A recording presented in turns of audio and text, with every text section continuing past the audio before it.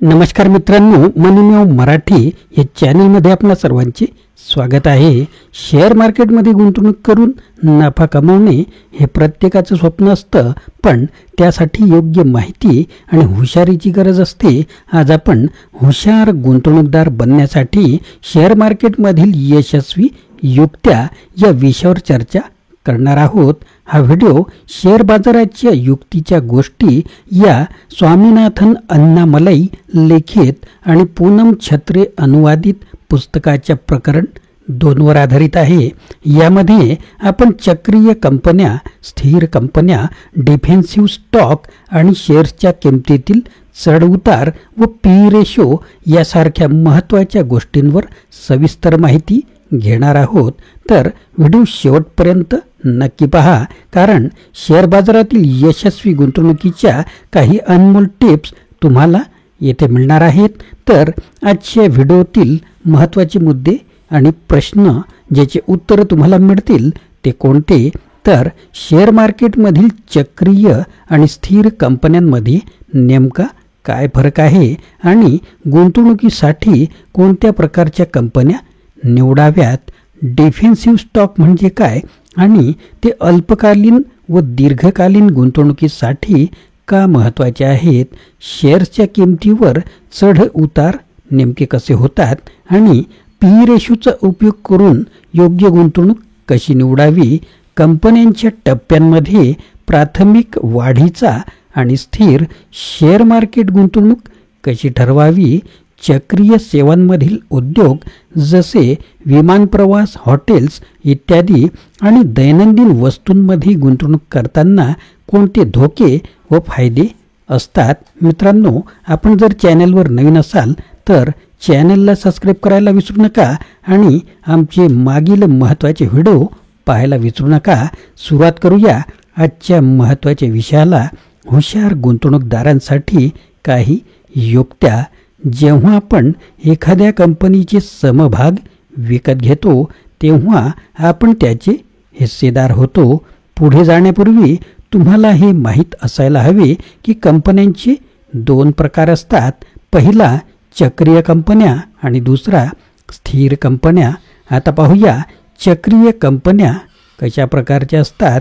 चक्रीय कंपन्यांच्या समभागांची किंमत ही थेटपणे अर्थव्यवस्थेच्या परिस्थितीवर अवलंबून असते. जेव्हा लोकांकडे चैनीवर खर्च करण्यासाठी हाताशी पैसे असतात तेव्हा अशा कंपन्यांच्या उत्पादनाची विक्री वाढत असते आणि जेव्हा अर्थव्यवस्था नरम असते तेव्हा त्यांची विक्री ठप्प होते. जेव्हा एखाद्याकडे पैसे कमी असतात किंवा नसतात तेव्हा तो त्या वस्तूंशिवाय जगू शकतो. अशा वस्तूंच्याच किमतीत या कंपन्या ह्या गुंतलेल्या असतात आणि त्यांच्या निर्मितीत त्या गुंतलेल्या असतात. उदाहरणार्थ, एखाद्या सामान्य माणसाला जर दर महिन्याच्या वाण सामानाकरिता जुळवाजुळव करावी लागत नाही, पण त्याला एखादी आरामशीर 4 चाकी विकत घ्यायची असेल तर त्याला त्याकरता आर्थिक जुळवाजुळव करावी लागेल. जेव्हा अर्थव्यवस्था नरम असते तेव्हा सगळेच लोक चैनीच्या वस्तू विकत घ्यायचे लांबणीवर टाकतात. चक्रीय सेवांची उत्तम उदाहरणे म्हणजे विमान प्रवास, बाहेरगावी फिरायला जाणे आणि उंची रेस्तराँमध्ये जेवणे या प्रकारच्या ह्या कंपन्या असतात. आता पाहूया स्थिर कंपन्या म्हणजे नेमक्या कोणत्या कंपन्या. स्थिर कंपन्या जीवनावश्यक वस्तू आणि सेवा पुरवत असल्यामुळे अर्थव्यवस्थेच्या अवस्थेचा त्यांच्या शेअर्सच्या किमतीवर काहीही परिणाम होत नाही. अर्थव्यवस्था कोणत्याही अवस्थेत असली तरी या कंपन्यांच्या उत्पादनांची व्यवस्थित विक्री होते आणि त्या उत्तम नफासुद्धा नोंदवतात. आता आपण ठळक मुद्दे पाहूया. चक्रीय कंपनी आणि स्थिर कंपनी यातील कोणते फरक असतात. जसे अर्थव्यवस्थेच्या अवस्थेनुसार समभागांच्या किमतीवर परिणाम होतो, त्या चक्रीय कंपन्या आणि समभागांच्या किमतीचा आणि अर्थव्यवस्थेचा एकमेकांशी संबंध नसतो. त्यामुळे या कंपन्यांच्या समभागांना स्वतःचा बचाव करणारी समभाग म्हणजेच डिफेन्सिव्ह स्टॉक असे म्हटले जाते. त्या असतात स्थिर कंपन्या. आता दुसरा मुद्दा, समभागांच्या किमती चढत्या तरी लवकर खालीही उतरतात. ते असतात चक्रीय कंपन्या. आणि समभागांच्या किमती चढल्या तर बऱ्याच काळ चढ्या राहतात. ते असतात स्थिर कंपन्या. आणि या कंपन्या सहसा चैनीच्या वस्तू आणि सेवा पुरवतात. त्या म्हणजे चक्रीय कंपन्या. आणि या कंपन्या सहसा दैनंदिन वापराच्या वस्तू आणि सेवा पुरवतात. त्या म्हणजे स्थिर कंपन्या. वाहन निर्मिती, हॉटेल्स, विमान अशा प्रकारच्या कंपन्या अशी क्षेत्रे या श्रेणीत येतात, म्हणजेच चक्रीय कंपन्यांच्या श्रेणीत येतात. आणि दैनंदिन वापराची उपकरणे, औषध निर्मिती, वीज अशा प्रकारची क्षेत्रे ज्या श्रेणीत येतात त्या कंपन्या असतात स्थिर कंपन्या. अल्पकाळासाठी गुंतवणुकी केल्या तर हे समभाग चांगला फायदा मिळवून देतात. उदाहरणार्थ चारचाकी, उंची रेस्तोरांमध्ये भोजन ह्या झाल्या चक्रीय कंपन्या. आणि समभागांमध्ये दीर्घकाळासाठी गुंतवणुकी कराव्यात, उदाहरणार्थ साबण, औषधे, गॅस इत्यादी ह्या असतात स्थिर कंपन्या. असा ठळक फरक आपण या दोन प्रकारच्या कंपन्यांमध्ये करू शकतो. थोडक्यात पैसे गुंतवायचे असतील तर चक्रीय कंपन्यांपासून लांब राहिलं पाहिजे. मित्रांनो, इथे तुम्हाला सांगू इच्छितो, कंपन्यांचा ॲनालिसिस हा आपल्याला आला पाहिजे. शेअर मार्केटचा जो बेस असतो तो म्हणजे कंपन्या. Nifty, bank Nifty, finance Nifty असो, कोणत्याही कंपन्या असो, ह्या कंपन्या मिळूनच हे ग्रुप बनलेले असतात. त्यासाठी तुमच्यासाठी आम्ही बेसिक कोर्स घेऊन आलेलो आहे, अगदी मोफत, ज्याची माहिती तुम्हाला डिस्क्रिप्शन बॉक्समध्ये मिळेल. आणि शेअर मार्केटची बेसिक माहिती त्यात आम्ही तुम्हाला देऊ. तुम्ही संपर्क करू शकता. आता आपण पुढील मुद्दा पाहूया. किमतीच्या चढ उताराचे म्हणजेच रॅलीचे 3 टप्पे असतात. प्रत्येक चांगल्या शेअरच्या आयुष्यात खालील 3 टप्पे येत असतात. ते कोणते? प्राथमिक टप्पा, वाढीचा टप्पा आणि स्थिर टप्पा. आता थोडक्यात यांची माहिती पाहूया. प्राथमिक टप्पा याला बिल्ड अप फेज असे सुद्धा म्हणतात. या टप्प्यावर जेव्हा एखादा शेअर असतो तेव्हा त्यात गुंतवणूक करणे फायदेशीर आहे का नाही हे ठरवायला जरा वेळ लागू शकतो. याचं कारण तो शेअर एखाद्या बाजूला पडलेल्या, दुर्लक्षित किंवा दुय्यम क्षेत्रात कार्यरत असलेल्या कंपनीचा असल्यामुळे गेली 2 ते 3 वर्षे कोणतेही त्याच्याकडे कोणाचे लक्ष फारसे गेलेले नसते.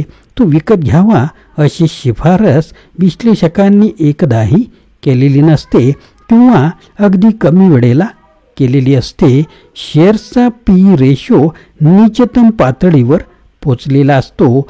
कंपनीच्या विस्तारीकरणाचा प्रस्ताव प्रवर्तकाकडे विचाराधीन असतो. हा झाला पहिला टप्पा. तुम्हाला कंपन्यांचा ॲनालिसिस केला तर ह्या गोष्टी समजायला पाहिजे. त्यानंतर दुसरा जो टप्पा असतो तो वाढीचा टप्पा.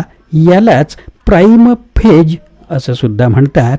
गुंतवणूक करण्यासाठी हा सर्वात योग्य टप्पा असतो. परंतु तुम्हाला कंपन्यांचं ॲनालिसिस करताना हे समजलं पाहिजे की नेमका हा टप्पा आलेला आहे की नाही. या टप्प्यात शेअर असताना तो माध्यमांच्याही नजरेला पडतो. या टप्प्यावर असलेला शेअर सहजपणे शोधता येऊ शकतो. याचे कारण म्हणजे त्याची स्वतःची अशी एक कहाणी बनलेली असते. रोजच्या बातम्या बारकाईने पाहिल्या तर या शेअर्सबद्दल काही ना काही माहिती अवश्य मिळते. सगळ्यात मोठी खूण अशी की शेअर बाजारात मंदी असली तरीही या शेअरची किंमत मात्र चढतच असते. हा झाला दुसरा टप्पा. आता पाहूया स्थिर टप्पा, मॅच्युअर फेज. याला म्हणतात तिसरा टप्पा. गुंतवणूक करण्यासाठी या टप्प्यावर असलेला शेअर शोधणे सगळ्यात सोपे असते, पण सध्या या शेअरची जी किंमत आहे ती आणखी वाढण्याची शक्यता आहे ना, याची खात्री करूनच मगच गुंतवणूक करावी. हा शेअर घ्याच अशी शिफारस विश्लेषकांकडून आग्रहाने सतत होत राहील. माध्यमांमधूनही हा शेअर्स किंवा याबद्दल सतत चर्चा केली जाईल. हा शेअर विकत घेण्याआधी त्याच्या मागे जी कहाणी आहे, म्हणजेच त्याची जी हिस्ट्री आहे, त्यात कितपत दम आहे, तिचा बुडबुडा लवकरच फुटेल का हा शेअर खरंच दीर्घ मुदतीत फायद्याचा ठरेल याचा अंदाज आपल्याला घ्यावा लागेल. हा शेअर एखाद्या चक्रीय कंपनीचा असेल तर तो या टप्प्यात असताना त्यात गुंतवणूक न केलेलीच बरी. मित्रांनो, हा मुद्दा महत्त्वाचा आहे. पुन्हा एकदा सांगतो, या टप्प्यात असताना त्यात गुंतवणूक न केलेलीच बरी. स्थिर कंपनी असेल तर अजूनही त्यातून फायदा मिळू शकतो. आणि मित्रांनो, तुम्हाला जो कोणी व्यक्ती सल्ला देत असेल, विशिष्ट शेअर्स बाय करा आणि विशिष्ट म्युच्युअल फंड घ्या किंवा जे काही असे सल्ले देतील, तर त्यात त्यांचा स्वार्थ लपलेला असतो. तुमचा फायदा किती हे तुम्हाला ओळखता आलं पाहिजे. आणि म्हणून company analysis, mutual fund analysis, market analysis या महत्त्वाच्या मुद्द्यांसाठी तुम्ही स्वतः प्रशिक्षित झालं पाहिजे.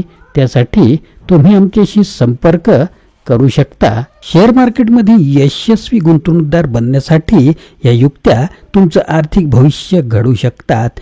चक्रीय आणि स्थिर कंपन्यांची योग्य निवड, डिफेन्सिव्ह स्टॉकचा समज आणि पी रेशोचा अभ्यास या सर्व गोष्टींमुळे तुम्ही तुमची गुंतवणूक योग्य पद्धतीने व्यवस्थापित करू शकता. गुंतवणुकीच्या जगात हुशारीने निर्णय घेणे अत्यंत महत्त्वाचे आहे. त्याचं कारण मित्रांनो, प्रत्येक व्यक्ती तुमच्या अज्ञानाचा फायदा घेत असतो. म्हणजेच तुम्हाला ज्या क्षेत्राचे अज्ञान असेल तर त्या क्षेत्रात तुम्हाला व्यक्ती फसवण्यासाठी बसलेले असतात किंवा तुमच्याकडून नफा घेण्यासाठी बसलेले असतात. अशा लोकांना आपण ओळखलं पाहिजे आणि त्यांच्यापासून सावध राहिलं पाहिजे. आणि हेच निर्णय तुम्हाला अल्पकालीन तसेच दीर्घकालीन यशाकडे घेऊन जातील, ज्यात आम्ही तुम्हाला आमच्या व्हिडिओच्या माध्यमातून किंवा संपर्काच्या माध्यमातून नेहमीच जागरूक करत राहू. या व्हिडिओमधील टिप्स तुमच्यासाठी उपयुक्त वाटल्या असतील तर या व्हिडिओला लाईक करा, शेअर करा आणि चॅनलला सबस्क्राईब करायला विसरू नका. शेअर मार्केटशी संबंधित तुमच्या शंका किंवा गुंतवणुकीशी संबंधित शंका असतील किंवा काही प्रश्न असतील तर खाली कमेंटमध्ये जरूर नोंदवा. पुढच्या व्हिडिओत आणखी महत्त्वाच्या विषयावर चर्चा करू. तोपर्यंत स्मार्ट इन्व्हेस्टमेंट करा आणि आर्थिक स्वातंत्र्याकडे वाटचाल करा. धन्यवाद.